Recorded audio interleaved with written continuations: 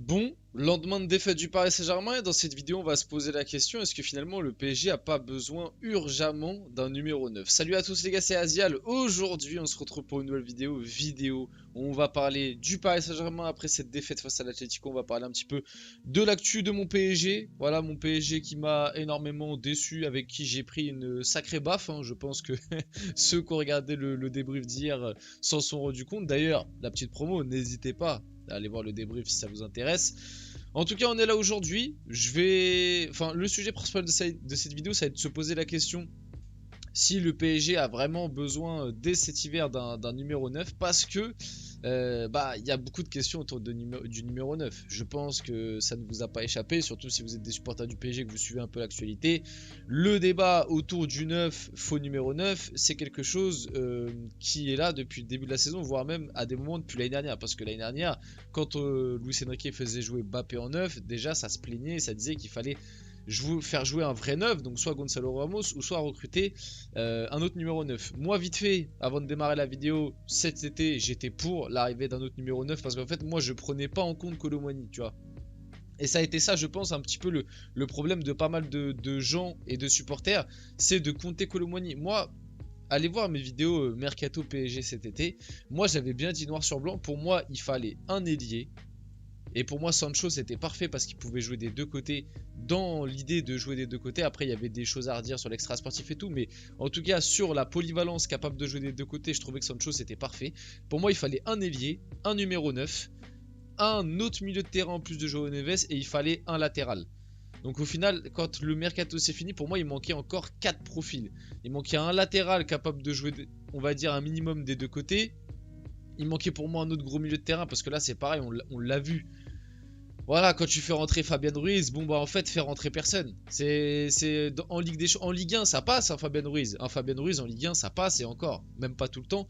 Mais en Ligue des Champions, c'est trop compliqué. Et puis bah derrière, t'as que deux latéraux. Donc enfin bref, on va se poser la question, est-ce qu'il faut un numéro 9? J'ai déjà fait très long sur cette intro. J'espère que vous allez tous très bien. N'hésitez pas à liker, commenter, partager et vous abonner si la vidéo vous plaît. Et voilà, pour m'aider à développer tranquillement cette chaîne. Et puis nous, on va pouvoir y aller dès maintenant. Pourquoi on va se poser la question du numéro 9? Parce que bah déjà c'est une question qui revient souvent et parce que Luis Enrique répond à un journaliste qui évoque le manque d'un attaquant qui concrétise les occasions.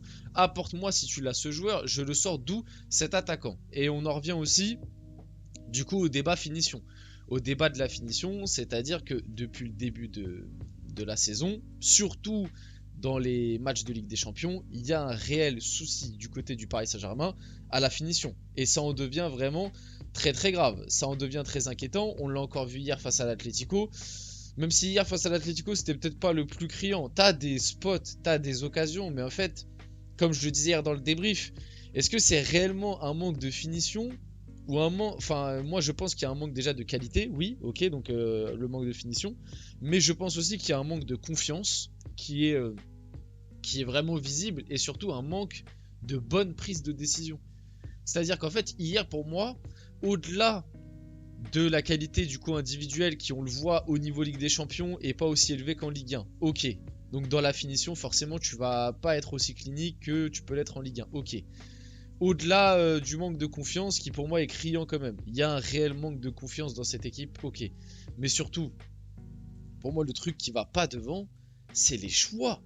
C'est-à-dire que je trouve que la plupart des joueurs, déjà c'est pas normal que Hakimi soit le meilleur offensif, mais même je trouve que la plupart des joueurs offensifs du PSG font tout le temps les mauvais choix.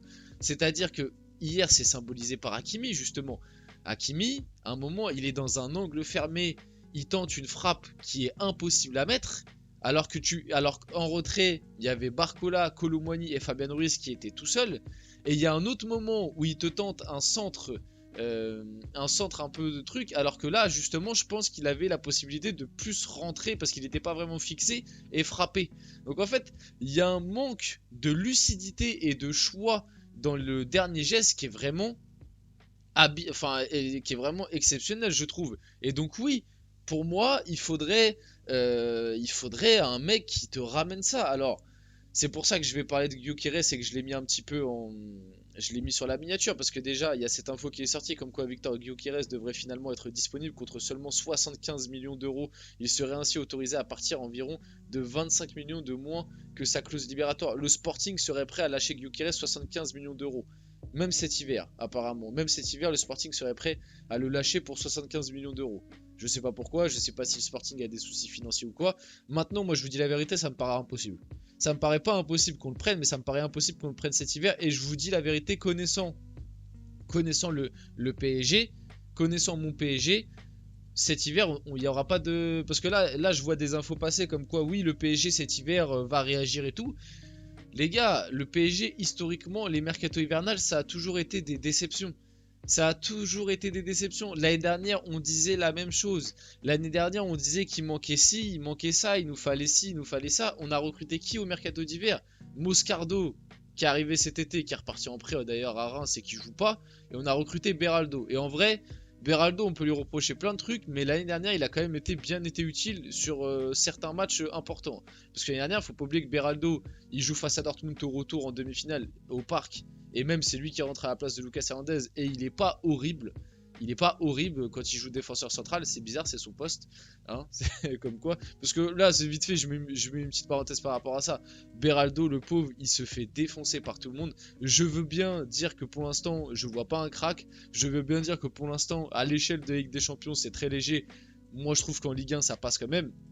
Mais surtout, le pauvre, le mec, il joue pas à son poste, quoi. Le mec, depuis qu'il est arrivé au PSG, Luis Enrique le fait jouer latéral gauche, alors que de base, c'est soit un défenseur central, soit à la limite, il peut dépanner numéro 6. C'est ça, à la base, Beraldo s'affiche. C'est défenseur central qui peut aussi un petit peu dépanner numéro 6. Luis Enrique l'utilise en tant que latéral gauche. Enfin, tu vois, c'est pas évident quand t'es un jeune Brésilien de 20 ans, que tu viens d'arriver. Enfin, bref, tu joues pas à ton poste. Latéral gauche, en plus, c'est pas évident. Il a pas les caractéristiques, quoi. Tout simplement. Donc pour en revenir, oui, les mercato hivernales, on est toujours déçus. Hivernaux d'ailleurs, hivernal, je sais pas, bref. Moi j'y crois pas, je vous dis la vérité, j'y crois pas. À la limite, on fera peut-être une recrue. Mais pour moi, ce sera même pas une grosse recrue parce qu'en plus, on le voit sur les dernières années, des grosses recrues en hiver, c'est denrée rare. C'est très rare. Donc pour moi, ça réglera pas tous les soucis qu'on a. Ça réglera pas tous les soucis qu'on a. Maintenant, il y a aussi le retour de Gonzalo Ramos. Est-ce que le retour de Gonzalo Ramos va apporter ça? Mais moi, le truc que j'ai peur, les gars, je vous dis la vérité, c'est que là, pour l'instant, ça va. Parce que on se rend compte quand même tous un petit peu petit à petit que Kolo Muani, il est bidon.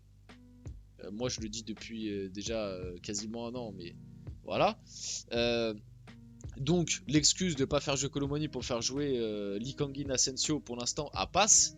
Mais le jour où Gonzalo Ramos va revenir, et que là il continue de nous faire jouer Asensio et Lee Kangin, ah là on pourra plus le défendre. Ah là honnêtement on pourra plus le défendre parce qu'en plus hier le match d'Asensio, franchement dégoûté. Et aussi je voulais mettre une petite balle par rapport à la direction du PSG, mais ça c'est bien fait parce que ça montre encore une fois la compétence et tout. Quand je vois Ekitike, ce qui fait, alors vous allez me dire oui c'est la Bundesliga, Kolo Muani faisait pareil, non, parce que déjà moi Ekitike, je le dis, je le répète, sa deuxième partie de saison au PSG, elle était bien meilleure et dans l'implication etc c'était bien meilleur que ce qu'il avait montré sur les 6 premiers mois, mais les gens sont restés focus sur les 6 premiers mois. De plus, Ekitike l'année dernière, la pré-saison qu'il fait avec Luis Enrique, elle était très bonne. Luis Enrique l'avait mis en pointe sur les matchs de pré-saison. Vous allez me dire que c'était des matchs amicaux contre des petites équipes entre guillemets. Ok, malgré tout, il était très bon en pré-saison. Moi les gars, je suis persuadé et je le sens au plus profond de moi que si Ekitike était resté, ça aurait été lui le numéro 9. Ça aurait été lui le numéro 9 de Luis Enrique. J'en suis quasiment sûr. Je suis quasiment sûr que Ekitike dans son profil aurait beaucoup plus plu à Luis Enrique que Kolo Muani et Gonzalo Ramos. Mais bon, Nasser Al-Khelaifi a voulu faire le cow-boy encore une fois, à vendre Ekitike pour des clopinettes pour récupérer Kolo Muani 100 fois supérieur à son prix de base, et regardez ce que ça donne aujourd'hui. Ekitike est en train de se régaler en Bundes, comme Kolo Muani, ça c'est vrai, même si bon, moi je trouve que Ekitike montre quand même bien plus de qualité individuelle que Kolo Muani du côté de la Bundes, que Kolo Muani c'était quand même beaucoup de beaucoup de, comment dire, beaucoup de prise de profondeur, là où Ekitike tu vois quand même des gestes techniques et tout, tu vois une qualité technique, ça n'a rien à voir, mais bref. Ekitike pour moi est un bien meilleur joueur et pourra aller bien plus haut qu'un Colomoni par exemple, mais c'est que mon avis, il a bien plus de qualité. Tout est même si au PSG il a flop aussi factuellement, mais sa deuxième partie de saison n'était pas dégueu. Tout est bouclé pour la prolongation d'Achraf Hakimi au PSG, ça c'est une excellente nouvelle. Euh, ah oui, on finit vite fait là-dessus, mais où est passé le Nuno Mendes qu'on a tous connu, c'est son jumeau maléfique qui joue cette saison au PSG.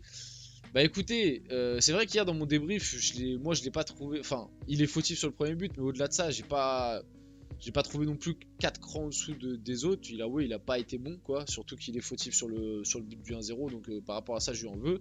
Puis écoutez, où est passé Nuno Mendes? Bah c'est simple, hein. Quand tu passes plus de temps en boîte de nuit qu'à l'entraînement, c'est pas, c'est pas illogique de voir tes prestations grandement diminuer. Donc Nuno Mendes, ouais, il y a une réelle question autour de lui. Puis voilà, on va finir la vidéo là-dessus. J'espère que cette vidéo vous a plu. Si c'est le cas, n'hésitez pas à la liker, commenter, partager et vous abonner les gars. C'était Asial. On se retrouve très rapidement pour une prochaine vidéo.